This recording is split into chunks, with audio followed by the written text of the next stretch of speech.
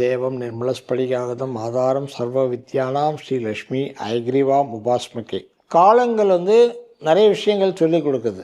இப்போ கதிர், செய், பொன், மால், புகர், சனி, மதி, பாம்பு அப்படி சொல்லி 8 காலங்களை ஜாமக்கோள் ஆரிடத்தில் சொல்லுவாங்க.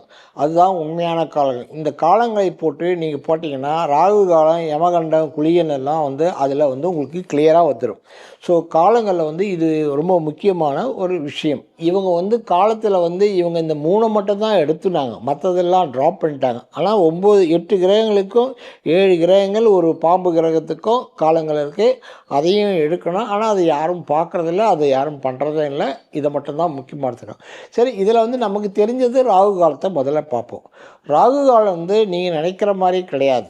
அதிர்ஷ்டமான நேரம்ன்ற விட துரதிர்ஷ்டங்களை வெளியே தூக்கி எறியக்கூடிய காலம் ராகு காலம். கெட்டதை வெளியே போக செய்கிற காலங்கள் ராகு காலம். பாவகிரக நாட்கள் சொல்லுவாங்க. பாவகிரக நாட்கள்னால் செவ்வாய், சனி, சூரியன் ஞாயிற்றுக்கிழமை. ஸோ இந்த பாவகிரக நாட்களில் ராகு காலம் ரொம்ப விசேஷமானது. இதில் எந்த காரியங்கள் எதிரி சத்ரு நாசம், வியாதிகளுக்கு க்யூரிங்கு இதை பண்ணிங்கன்னா உங்களுக்கு உடனே இது கிளியர் ஆகிடும். உங்களுக்கு ஃபேவரபுளாக அமையும். இப்போ சத்ரு நாசத்துக்கு இல்லை வியாதிகள், இதுக்கு துர்சக்திகள் வெளியேறதுக்கு இதுக்கெல்லாம் ராகு காலத்தில், அதாவது செவ்வாய், சனி, ஞாயிறு காலத்தில், ராகு காலத்தில் நீங்கள் உக்கிர தெய்வங்களுக்கு தீபம் போடணும். தீபம் போடுறது 2-3 மெத்தட் இருக்குது, பண்ணலாம். கடுகு வச்சு பண்ணுவாங்க, வெண்கடுகு வச்சு தீபம் போட்டாங்கன்னா அது கிளியர் ஆகிடும். எந்த கெட்ட சக்திகளை வெளியே கொண்டு வரக்கூடிய காலம் ராகு காலம். அதில் ராகு காலத்தை நீங்கள் அவாய்ட் பண்ணவே பண்ணாதீங்க. வீட்டில் ராகு காலத்துக்கு எதுவும் பண்ணக்கூடாது. நீங்கள் வெளியே எல்லாமே ராகு காலத்துக்கு நீங்கள் கோயிலில் எல்லாம் பண்ணலாம். எங்கள் குரு துர்கை சித்தர் என்ன பண்ணுவார், 2வது அரை மணி நேரத்தில் அம்பாளுக்கு அபிஷேகம் பண்ணுவார். 3வது அரை மணி நேரத்தில் அர்ச்சனை, ஆராதனை பண்ணுவார். ஸோ 3வது அரை மணி நேரம் 3ஆக பிரிச்சுக்கணும். 3வது அரை மணி நேரம் அமிர்த காலம்னு சொல்லுவாங்க. இந்த காலத்தில் செய்யக்கூடிய எல்லா பூஜைகளுக்கும் உடனடியாக பலன் கிடைக்கும். ரொம்ப பவர்ஃபுல்லான டைம் அது. அந்த காலத்தில் எல்லா விதமான பூஜைகளும் உக்ர தெய்வங்களுக்கு பூஜை பண்ணினா நீங்கள் கேட்ட வரத்தை கொடுக்கும். உக்ர தெய்வங்கள் மட்டும்தான் எப்பவுமே உடனே கிடைக்கும், பலன்களை உடனே கொடுக்கும். சாந்தமான தெய்வங்கள் ரொம்ப சீக்கிரம் பலன் கொடுக்காது, கொஞ்சம் ஸ்லோவாக தான் கொடுக்கும். உக்ரதெய்வங்களுக்கு ராகு காலம் ரொம்ப பிரியமானது. ராகு காலத்தில் எதிர்வினை, கெட்ட சக்திகள், இந்த மாதிரி விஷயங்களுக்கு ரொம்ப ரொம்ப பிரியான நேரம். அதை நீங்கள் ராகு காலத்தில் நீங்கள் எடுத்து பண்ணுறது ரொம்ப விசேஷம். 2வது யமகண்டம். யமகண்டம்ன்றது ரொம்ப நீங்கள் கிடைக்கிற மாதிரி யமகண்டத்தில் நீங்கள் நகை வாங்கினீங்கன்னா நகை நிற்கும், வீடு வாங்கினா வீடு நிற்கும், மனம் வாங்கினா மனையெல்லாம் உங்களை விட்டு போகாது. யமகண்டம் ஒரு நல்ல நேரம். யமகண்டத்தில் தொழில் ஸ்டார்ட் பண்ணலாம். இந்த தொழில் விருத்தியாகும், எல்லாமே நல்லா டெவலப்மெண்ட் ஆகும். ஸோ யமகண்டம் ஒரு பேட் டைம் கிடையாது. யமகண்டத்தில் கோயிலில் நீங்கள் பூஜைகள் பண்ணாலோ, அபிஷேகம் பண்ணாலோ, ஆராதனைகள் பண்ணிங்கன்னா உங்களுக்கு பலன் உடனே கிடைக்கும். யமகண்டத்துக்கு பூஜைக்கு யமகண்டத்துக்கு ரொம்ப பவர் ஜாஸ்தி. கோயிலில் பண்ணக்கூடிய எந்த பூஜைகளுக்கு யமகண்டத்தில் பண்ணிங்கன்னா ரொம்ப பவர் ஜாஸ்தி. யமகண்டம் ஒரு நல்ல நேரம் தான், கெட்ட நேரம் கிடையாது.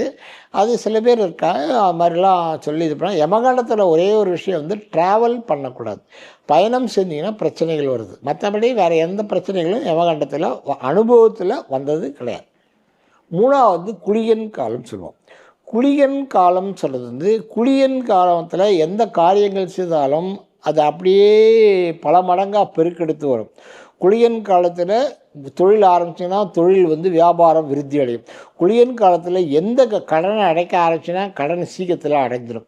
ஆனால் குளியன் காலத்தில் கடன் வாங்கினீங்கன்னா கடன் கொண்டே இருக்கு. குளியன் காலத்தில் ஆப்ரேஷன் பண்ணிங்கன்னா திருப்பி இன்னொரு ஆப்ரேஷன் தேடி வரும். ஸோ குளியன் காலத்தில் உடல்நல கோளாறு மருந்து சாப்பிட்டீங்கன்னா மருந்து சாப்பிட்டுட்டே இருக்கும். ஸோ குளியன் காலம்ன்றது ஒரு விஷயத்தை பெருக்கி கொடுக்கக்கூடிய ஒரு காலம். இந்த காலத்தில் இதனுடைய தன்மையை நீங்கள் நல்லா புரிஞ்சுட்டு குளியன் காலத்தில் எது பண்ணால் சக்ஸஸ் ஆகுமோ நீங்கள் அதெல்லாம் அதில் பண்ணலாம். குளியன் காலத்தில் தேவையில்லாமல் சண்டை, சச்சரவுகள், பிரச்சனைகளுக்கு போகக்கூடாது.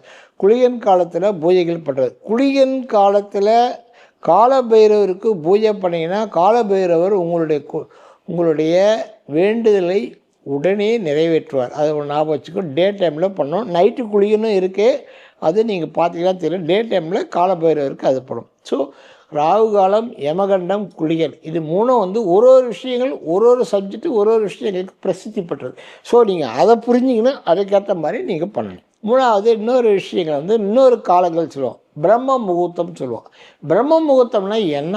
பிரம்ம முகூர்த்தம்ன்றது என்னுடைய அனுபவத்தில், என்னுடைய ஆச்சாரர்கள், என்னுடைய சம்மிதியில் குடித்தது மட்டும் சொல்கிறேன். 58வது நாழிகை பிரம்ம முகூர்த்தம். 58வது நாழிகைன்னு சொன்னால் காலையில் சூரிய உதயம் 6 மணியாக இருந்தால் விடியல் காலையில் 4:48 5:12 ஒரு நாழிகை. ஒரு நாழிகைன்றது 24 நிமிஷம், மொத்தம் 60 நாழிகை. அது 58வது நாழிகைன்றது 4:48 5:12 இருக்குது. அந்த நேரம் தான் உண்மையான பிரம்ம முகூர்த்தம் சொல்லி சம்மிதையில் கொடுத்துருக்கிறத நான் உங்களுக்கு சொல்கிறேன். அந்த நேரத்தில் கிரகப்பிரவேசம், ஹோமங்கள் எது பண்ணாலும் உங்களுக்கு சக்ஸஸ் ஆகும். அந்த நேரத்தில் தீபம் ஏற்றினாலும் உங்களுக்கு நினச்ச காரியங்கள் நிறைவேற்றும். அந்த நேரத்தில் தீபம் ஏற்றுறது, இது பண்ணுறது எல்லாமே பண்ணலாம். பிரம்ம முகூர்த்தம்ன்றது பிரம்ம முகூர்த்தத்துக்கு எந்த விதமான கால நேர தோஷங்கள் எதுவுமே கிடையாது. பாவகிரக தோஷங்கள், கிழமைகள் தோஷம், தீ தோஷம், எந்த தோஷங்களும் அது கிடையாது. எல்லா நாளும் பிரம்ம முகூர்த்தத்தில் பண்ணலாம். ஸோ அடுத்து வந்து நீங்கள் வந்து உஷா காலம் சொல்லுவோம். உஷான்னா சூரியன், சூரியனுடைய மனைவி பேர் உஷா தேவி. உஷா காலம் வந்து 6 மணி. 6 மணின்றது அந்த நாளுடைய சூரிய உதயத்திலேருந்து அந்த நாழிகை முதல் 24 நிமிஷம் வந்து உஷா காலம்னு சொல்லுவோம். அந்த சூரியன் உதித்தோடனே 24 நிமிஷத்துக்கு ரொம்ப பவர்ஃபுல்லாக இருக்கும். அப்போது வந்து சிகப்பு சூரியன் ஒன்று வரும். அந்த சிகப்பு சூரியனை தரிசனம் பண்ணுறது ரொம்ப ரொம்ப விசேஷமானது. சிகப்பு சூரியனை தரிசனம் பண்ணிங்கன்னா உங்களுடைய தோஷங்கள், பாவங்கள் அனைத்தும் நிவர்த்தியாடும். உங்களுக்கு வந்து மிகப்பெரிய மாற்றங்கள் நிறைய வாழ்க்கையில் ஏற்படும். உஷா காலத்தில் எதை செஞ்சாலும் சக்ஸஸ் ஆகும். உஷா காலத்தில் சுப காரியங்கள் செய்யலாம். அது வந்து தாராளமாக செய்யலாம். அதில் ஒரு பிரச்சனையும் கிடையாது. அடுத்து வந்து அபிஜித் முகூர்த்தம் சொல்லுவோம். அபிஜித் முகூர்த்தம்ன்றது 15வது நாழிகை. 15 சூரிய உதயம் காலையில் 6 மணியாக இருந்தால் அபிஜித் முகூர்த்தம்னு சொல்கிறது 12 மணிக்கு முன்னாடி வரை 24 நிமிஷம் தான் அபிஜித் முகூர்த்தம். சில பேர் நான் சொல்லுவாங்க 11:48 11:48 12:12 வரைக்கும் அபிஜித் முகூர்த்தம்னு சொல்லுவாங்க. ஸோ அதையும் நம்ம அபிஜித் முகூர்த்தத்தில் எந்த காரிய வெற்றிக்கு நீங்கள் கோர்ட்டு, கேஸு, சண்டை, சச்சரவு, பதவி பிரமாணம் எடுக்கிறது என்ன பண்ணாலும் சக்ஸஸ் ஆகும்.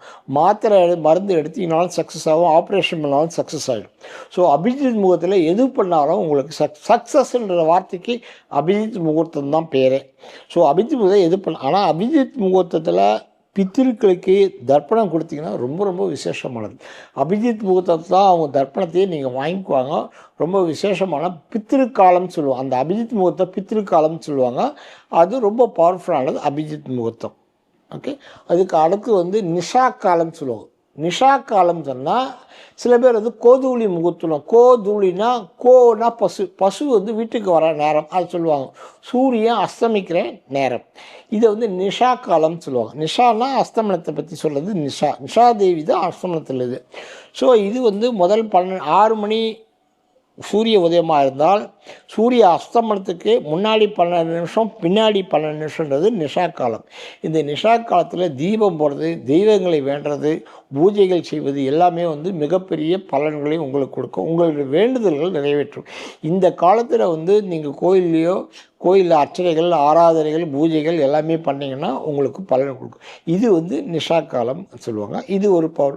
அடுத்து வந்து மிட் நைட்டில் பண்ணுவாங்க. மிட் நைட்டில் உக்ர தெய்வத்துக்கு மணி 12 மணிக்கு பண்ணுவாங்க. உக்ர தெய்வ பூஜைகள் வந்து மிட் நைட்டில் பண்ணுவாங்க. அது நமக்கு தேவையில்லாத விஷயங்கள் நிறைய இருக்குது. அது நிறைய சூட்சமங்கள் இருந்தாலும் அது வந்து தேவையில்லாத விஷயங்கள், அது பக்கம் நம்ம உள்ளே போக வேணாம். நம்ம இதை காலங்களை வந்து நிஷா காலம், உஷா காலம், அதுக்கப்புறம் அபிஜித்து, கோதூளி முகூர்த்தம், பிரம்ம முகூர்த்தம் இதை மட்டும் தெரிஞ்சிங்கன்னா போதும். இதே மாதிரி ராகு காலம், யமகண்டம் இதை மட்டும் தெரிஞ்சிங்கன்னா அதுக்கேற்ற மாதிரி உங்களுடைய பலன்களை, உங்களுடைய தொழிலில், உங்களுடைய விஷயங்களை அதுக்கேற்ற மாதிரி உங்களுக்கு சேஞ்ச் பண்ணி மாற்றி அமைச்சிட்டிங்கன்னா உங்களுக்கு வாழ்க்கையில் வந்து ரொம்ப பிரகாசமாக அமையும். இதை சொல்லிவிட்டு முடிச்சுக்கிறேன். அடுத்த பாதியில் இன்னும் கொஞ்சம் சில காலங்களை பற்றி உங்களுக்கு சொல்கிறேன். நேரம் வரும்போது உங்களுக்கு நிறைய விஷயங்கள் சொல்கிறேன். வணக்கம். அகம் பிரம்மாஸ்மி.